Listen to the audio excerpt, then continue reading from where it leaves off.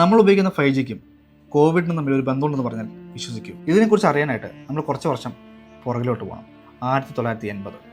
ആ സമയത്ത് ഈ ഭൂമിയിലുള്ള മനുഷ്യരെ ഒരു അസുഖം ബാധിച്ചു. അതാണ് സ്മോൾ പോക്സ് അഥവാ വസൂരി. വസൂരി വന്നിട്ട് ഒരുപാട് പേര് മരണപ്പെട്ടതായിട്ട് റിപ്പോർട്ടുകൾ പറയുന്നു. 2Gയുടെ കാലഘട്ടം 1990. ഈ സമയത്തും ഒരുതരം വൈറസ് ഭൂമിയിൽ സ്പ്രെഡായി. അതിൻ്റെ പേരാണ് മിസൈൽസ്.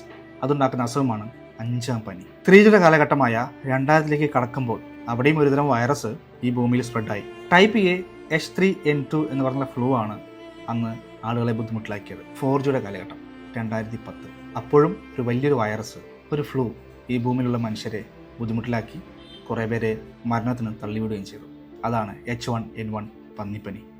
കേട്ടിട്ടില്ലേ? 5Gയുടെ കാലഘട്ടം 2019. കൊറിയയിലാണ് ആദ്യമായിട്ട് 5G ലോഞ്ച് ചെയ്യുന്നത്. ആ സമയത്താണ് കൊറോണയും വരുന്നത്.